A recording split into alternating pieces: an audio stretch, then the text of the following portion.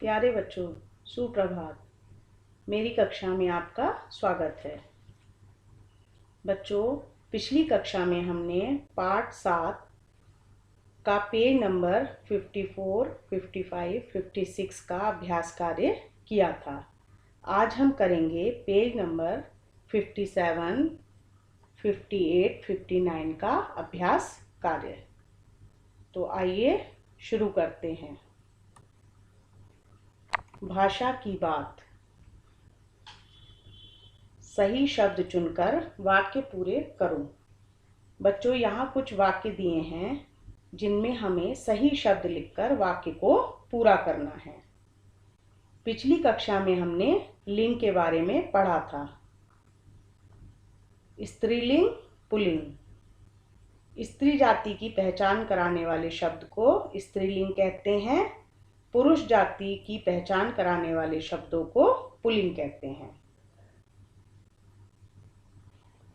चूहा बिल में घुस गया। यहाँ दो शब्द दिए गए हैं, गई और गया। चूहा क्योंकि पुल्लिंग है तो इसलिए इसके साथ आएगा गया। तो हमारा यहाँ वाक्य बनेगा, चूहा बिल में घुस गया। लड़की पानी में रही है, रहा है। तो लड़की क्या है हमारी? स्त्रीलिंग। तो यहाँ पर हमें स्त्रीलिंग के हिसाब से रही थी का प्रयोग करना है। लड़की पानी में तैर रही थी। मोर बारिश में नाचने लगी, लगा। तो मोर क्या है बच्चों हमारा? ये पुल्लिंग की श्रेणी में आता है। तो यहाँ पर हमारा क्या लगना चाहिए पुल्लिंग के साथ? लगा। मोर बारिश में नाचने लगा। माँ सब्जी लेने बाजार गई। तो माँ यहाँ क्या है? माँ यहाँ स्त्रीलिंग है। तो यहाँ पर हमारा गई शब्द का प्रयोग होगा। माँ सब्जी लेने बाजार गई। अब हम आते हैं र और उसके रूप पे। यहाँ र और उसके रूप दिए गए हैं। र यह एक व्यंजन है, शब्दों में इसका प्रयोग होता है, जैसे घर, धरती, गाजर, भारत। यह र का दूसरा रूप है। यह जिस वर्ण पर लगता है उससे पहले बोला जाता है, जैसे वर्ष से पहले, श से पहले र की आवाज आ रही है। हर्ष, सूर्य, पर्वत, इन सभी में बाद वाले अक्षर से पहले र की आवाज आ रही है। यह र का तीसरा रूप है। यह जिस वर्ण में लगता है उसके बाद में बोला जाता है, जैसे क्रम। तो इसमें क की ध्वनि या आवाज पहले आ रही है और र की बाद में। यह पैर पे लगता है, इसे पदेन रूप भी कहते हैं। यह र का चौथा रूप है। ट या ड में आप इसे ट्रायंगल छोटा सा कह सकते हैं, बना हुआ है ट या ड के नीचे, या हम इसे उल्टा भी कह सकते हैं। यह हमेशा ट या ड में ही लगता है, जैसे ट्रक, मेट्रो, ड्रामा, ड्राइवर। अब यहाँ एक पेड़ बना हुआ है, उस पर कुछ शब्द दिए हैं। आपको र के रूप के हिसाब से उन शब्दों को सही जगह पर लिखना है। अब हम पेज नंबर 58 पर आते हैं। रंगीन शब्द किसके लिए आए हैं? वाक्यों में जो रंगीन शब्द हैं ये किसके लिए आए हैं? ये आपको यहाँ लिखकर बताना है। तो बच्चों, जो शब्द रंगीन हैं हम उन्हें क्या कहेंगे? सर्वनाम।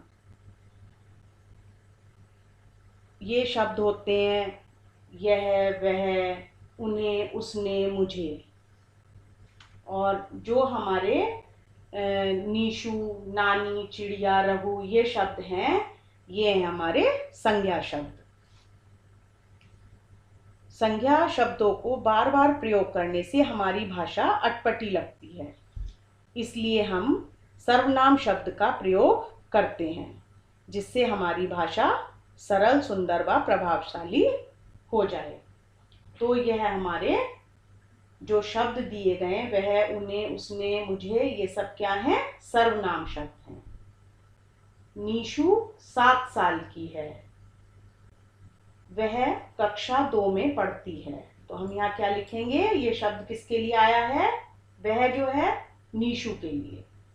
नानी तैयार खड़ी थी, उन्हें बाजार जाना था। ये किसके लिए प्रयोग हुआ? उन्हें शब्द नानी के लिए। चिड़िया तिनके लाई, उसने तिनकों का घोंसला बनाया। उसने किसके लिए प्रयोग हुआ है? चिड़िया के लिए। रघु ने कहा मुझे भूख लगी है। मुझे शब्द किसके लिए प्रयोग हुआ है यहाँ पर? रघु के लिए। तो बच्चों आप समझ गए कि ये जो रंगीन शब्द हैं ये क्या है हमारे? ये हैं हमारे सर्वनाम, जो संज्ञा के स्थान पर प्रयोग किए गए हैं। रेखा खींचकर मिलाओ और लिखो। यहाँ पर क, की, के, के 3 अक्षर दिए हैं। अब इनसे हमें बाकी जोड़कर शब्द वाक्य बनाने हैं। कैसे? जैसे मामा जी की गाड़ी। मामा जी का गाड़ी तो नहीं होगा ना, यह शब्द अटपटा लगेगा। तो हमें यहाँ कैसे वाक्य बनाना है? मामा जी की गाड़ी। मिट्टी के बर्तन। मिट्टी का बर्तन अजीब सा लगे, तो हम क्या कहेंगे? मिट्टी के बर्तन। पेड़ों की टहनियां। कुएं का पानी। जैसे मैंने आपको यहाँ लिखकर भी दिखाया है और मिलान भी करके बताया है।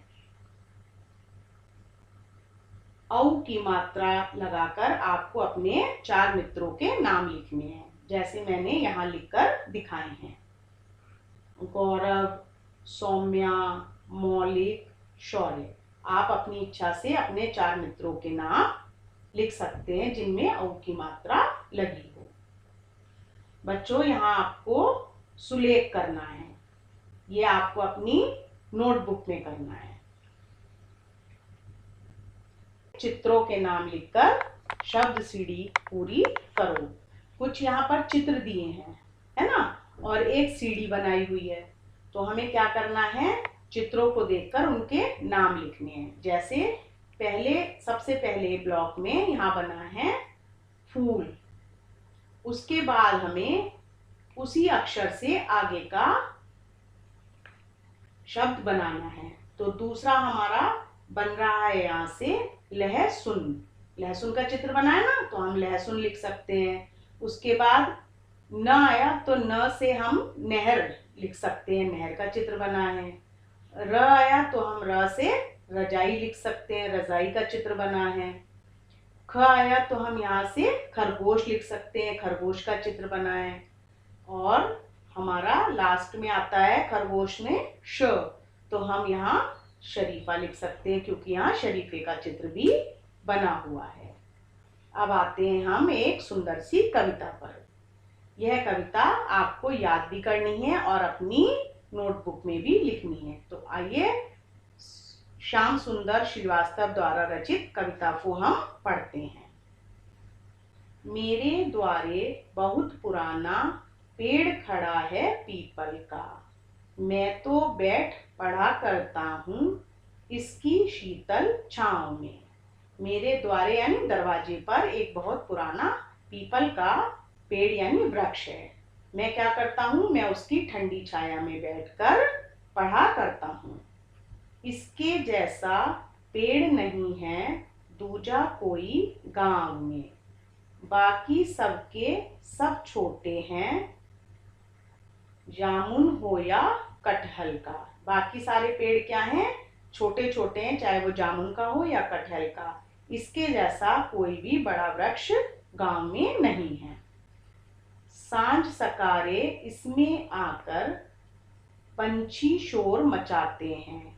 सुबह शाम यहाँ पर क्या आते हैं, पक्षी आते हैं जो क्या करते हैं, शोर मचाते हैं। शोर मचाने से जैसे चिहुक चिहुक कर, फुदक फुदक कर मीठा गीत सुनाते हैं। वो अपनी मधुर आवाज में बोलते हैं जो ऐसा लगता है कि हमें वो सुंदर सा एक मीठा सा गीत सुना रहे हैं। तुम भी इसे देखने आना, पेड़ बड़ा है पीपल का। कैसी लगी बच्चों आपको कविता? अच्छी लगी ना? इसके साथ ही साथ मैं आपको वर्कशीट नंबर 5 और 6 भेज रही हूँ, जिसका कार्य आपको अपनी नोटबुक में करना है। आशा है आपको सब समझ में आ गया होगा। फिर भी यदि आपको कोई परेशानी लगे तो आप मुझे अवश्य बताएं। धन्यवाद।